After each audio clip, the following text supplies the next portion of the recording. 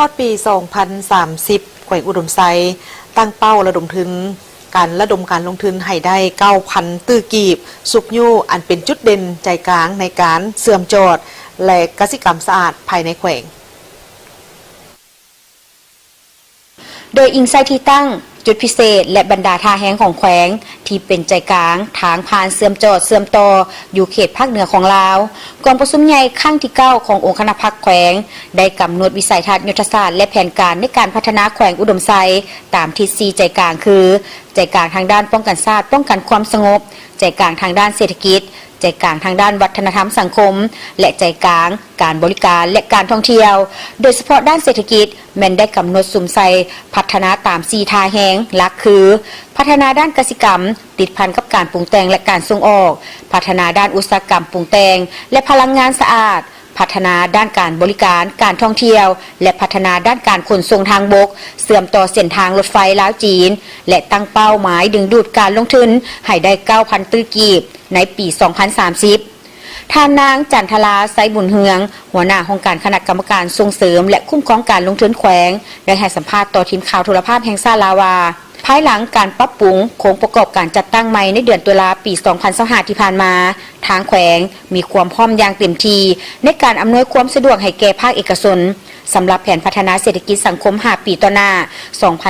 2026-2030 แขวงอุดมไซได้วางคาดหมายสู่ชนให้รวมยอดผลิตภัณฑ์ภายใน GDP บรรลุ 15.240 ตื้อกีบและตั้งเป้าดึงดูดการลงทุนจากภาคเอกชนให้ได้ถึง 9,000 ตื้อกีบหรือความเอา60 ส่วนห้อยของการลงทุนทั้งหมดอยู่ภายในแขวงการลงทุนของภาคเอกชนภายในและต่างประเทศอยู่แขวงอุดมไซของพวกเราตลอดระยะ5 ปีที่ผ่านมาเนาะก็เห็นว่ามีขบวนการที่ฟดฟื้นพอสมควรซึ่งในนี้พวกเราได้สุ่มใจดึงดูดเอาการลงทุนเนาะเข้ามาพัฒนาแขวงอุดมไซของพวกเราใน5 ปีผ่านมานี่ก็ถือว่าได้ประมาณ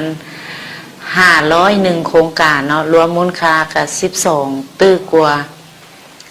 ถ้าเทียบใช้แผน5 ปีถือว่าลื่นแผน4 เท่าตัวนอกซึ่งในการลงทุนอยู่อุดมไซของพวกเราคะแนนการที่หลายกมูคะแนนการที่พ้นเด่นเป็นคะแนนกสิกรรมเนาะถัดมาก็เป็นคะแนนบริการแล้วก็ถัดมาก็อุตสาหกรรมนักลงทุนส่วนใหญ่ซึ่งในระยะผ่านมาจนมาฮอดปัจจุบันนี้อัตราส่วนของนักลงทุนที่กว่าเปอร์เซ็นต์หลาย 51% เป็นนักลงทุนภายในและถัดมาจากต่างประเทศเป็นสปปจีน 38 ส่วนห้อยนะแล้วก็จะมีจากเวียดนามแล้วก็ไทยแล้วก็ญี่ปุ่นซึ่งอยู่ในนี่แผน10ของแขวงก็ได้กำหนดเกี่ยวกับการลงทุนภาคเอกชนอยู่แขวงอุดมไซของพวกเรานี่แม่นให้กว่า 60% ของทุนทั้งหมดที่จะเข้ามาพัฒนาเพื่อเป็นการดึงดูดนักท่องเที่ยวให้มาลงทุนที่แขวงอุดมไซทางคณะคุ้มครองการลงทุนก็ได้มีนโยบายส่งเสริมการลงทุนพิเศษเพื่อจูงใจนักลงทุนแขวงได้แบ่งเขตส่งเสริมการลงทุนออกเป็น2 เขตพร้อมเสนอนโยบายยกเว้นภาษีอากรและอำนวยความสะดวกทางด้านอื่นๆโดยได้แนะใส่บรรดาท่าแห้งของแขวงอุดมไซเคียงคู่กันนั้นการจัดตั้งปฏิบัติเวียกงานดังกล่าวในระยะผ่านมาแม้นมีสิ่งท้าทายหลายด้านโดยเฉพาะแม้นสิ่งอำนวยความสะดวกพื้นฐานให้แก่นักลงทุนเป็นต้นแม้นถนนหนทางไฟฟ้าน้ำประปาเข้าถึงเขตที่จะให้บรรดาบริษัทเข้าไปพัฒนาและปัญหาที่ดินยังบ่ทันจัดสรรที่ดินละเอียดให้แก่นักลงทุนและสำหรับแผนการในต่อหน้าได้กำหนดยุทธศาสตร์และวิสัยทัศน์ในการพัฒนาแขวงอุดมไซแมนให้กวมเอา60 ส่วนห้อยของทุนทั้งหมดที่เข้ามาพัฒนาโดยได้กำหนด4 คะแนนการหลักที่เป็นท่าแหงในการพัฒนาจะเป็นคะแนนกสิกรรมโดยอิงไซภูมิสันฐานและเงื่อนไขจุดพิเศษของแขวงก็ถือว่าพวกเรามีพื้นที่ที่อุดมสมบูรณ์ในการปลูกการเลี้ยงเนาะและในนี้ก็ถือว่ามันจะสุขยุ่งส่งเสริมในการปลูกอันเอิ้นว่ากสิกรรมสะอาดเนาะทางงานเพื่อบริโภคและก็ส่งออกไปต่างประเทศแล้วคะแนนการที่2นี่มันคะแนนการบริการและการท่องเที่ยวนี่เนาะซึ่งอิงใส่จุดที่ตั้งและภูมิสันฐานแล้วก็ท่าแห้งทางด้านเอิ้นว่าการท่องเที่ยวทางด้านวัฒนธรรมสังคมและท่องเที่ยวทางด้านธรรมชาติโดยว่าพวกเราก็ยังมีหลายแห่ง ที่อุดมสมบูรณ์เนาะที่อยากให้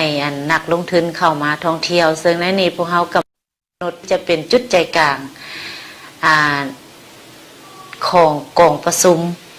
และการฝึกอบรมต่างๆซึ่งอยู่ในนี้พวกเขาได้สุ่มใส่อยากให้มีการพัฒนาคือบรรดาบ้านพักโรงแรมให้ได้โรงแรมระดับ5 ดาวที่มีมาตรฐานสามารถจัดกองประชุมในระดับใหญ่ได้เนาะแล้วก็เป็นศูนย์กลางในการฝึกอบรมเนาะอยู่แข่งของพวกเขาเพราะว่าอิงใส่จุดที่ตั้งพวกเขามันเป็นแข่งที่ตั้งอยู่ใจกลางของ5แข่งภาคเหนือแล้วก็มีทางเสื่อมต่อไปสู่ต่างประเทศก็คือสปป.จีนเวียดนามแล้วก็ไทยติดพันตัวนี้ก็ถือว่าทางด้านการท่องเที่ยวในพวกเขาก็จะยกระดับคือการบริการบ้านพักโรงแรมสถานที่ท่องเที่ยวทางธรรมชาติเนาะโดยเฉพาะก็คือถ้ำจอมโอ่งตัวนี้พวกเขาก็ได้สร้างเป็นบัญชีเรียกการลงทุนเนาะเพื่อให้นักลงทุนเข้ามาพัฒนาแล้วแขนงที่3ก็เป็นแขนงโลจิสติกการเชื่อมโยงเชื่อมจอดเนาะตัวนี้ถือว่าอุดมไซด์ของพวกเขานี่ก็มีท่าแหงก็คือมีทางรถไฟผ่านแล้วก็ทาง 2E 2W แล้วก็จะมีทางด่วนเนาะที่ก็จะมาผ่านในใกล้ๆนี้ซึ่งอยู่ในนี้พวกเขาก็ได้มีการสร้างเงื่อนไขในการเชื่อมโยงเชื่อมจอดในด้านโลจิสติกคือจะมีการสร้างเอิ้นว่าโลจิสติกอยู่แข่งอุดมไซด์ของเขาอยู่เมืองไซตัวนี้ก็เป็นโครงการหนึ่งที่นอนใน9โครงการของรัฐบาลเราจะสร้างเป็นโลจิสติกอยู่อุดมไซด์พวกเขานี่เพื่อเฮ็ดให้การขนส่งสินค้าหรือว่าโดยสารให้มันสะดวกสบายพวกเขาก็ได้สุ่มใส่ในการพัฒนาพื้นฐานโครงหลังเนาะและแขนงการที่4นี่เป็นแขนงอุตสาหกรรมและพลังงานสะอาดก็อิงใส่ท่าแห้งเงินไขของพวกเขาในการส่งเสริมหรือว่าการลงทุนทางด้านกสิกรรมพวกเขาก็อยากให้มีการติดพันกับการปรุงแต่งเพื่อสร้างมูลค่าเพิ่มเนาะแล้วก็เป็นการส่งออกและพร้อมเดียวกันนี้ถือว่าอุดมไซด์ของพวกเขาก็ถือว่ามีนักลงทุนจีนที่สนใจมาลงทุนทางด้านพลังงานสะอาดเนาะโดยเฉพาะพลังงานไฟฟ้าแสงตะเวนและพลังงานลมแล้วก็จะมีการสร้างเขื่อนไฟฟ้าอยู่น้ำคลองอยู่เมืองปากแบงเนาะซึ่งโครงการพลังงานสะอาดนี่ปัจจุบันนี้ก็มีบริษัท CGN เนาะที่มาลงทุนพัฒนาเป็นโครงการขนาดใหญ่เนาะที่ได้ลงมือจะตั้งปฏิบัติอยู่บ้านหมากจุกเนาะเมืองไซของพวกเรานี้เนาะถือว่าก็เป็นสถานที่หนึ่งที่ว่าได้ลงทุนมหาศาลแล้วก็จะติดพันกับการท่องเที่ยวเนาะติดพันกับถ้ำจอมโอ่งเช่นเดียวกัน